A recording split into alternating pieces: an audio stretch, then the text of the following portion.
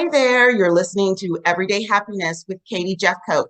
But today I'm Angela Williamson taking over. I'm back again.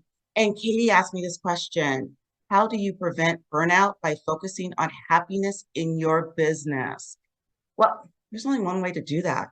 Set your intention and understand that sometimes when you have your own business or you have your own endeavor, I always like to say endeavors, and sometimes it's time for you to make a pivot and change. That's okay to do because when you pivot, that is all a part of your legacy. I actually talk a little bit about this in my recent book with these other amazing authors called Leading with Legacy. One of the things I talk about is that sometimes in your legacy, you have to know when to pivot because when you learn to pivot is when you make your greatest impact on the world. So one example that I use that I want to share with you is I learned that Rosa Parks had to learn to pivot. She was in Alabama, and that is where the 1955 bus boycott started, but she had to move to Detroit.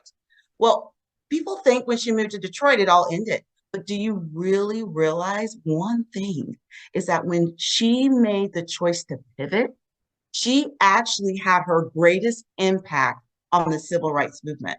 There are so many things today that are legacies of Rosa Parks that come from when she moved from Alabama to Detroit. And if she had never done that, then we wouldn't have the things that we see today, like her entire nonprofit organization that continues this legacy. So, how do you prevent burnout? By focusing on happiness in your business. Understand it's okay to pivot. And when you pivot, you are not going backwards. What you're doing is moving forward and you're leaving your legacy. Oh my goodness, I'm done. This is going by way too quick for me. But guess what? I am back. See you tomorrow for another episode. I am here all week.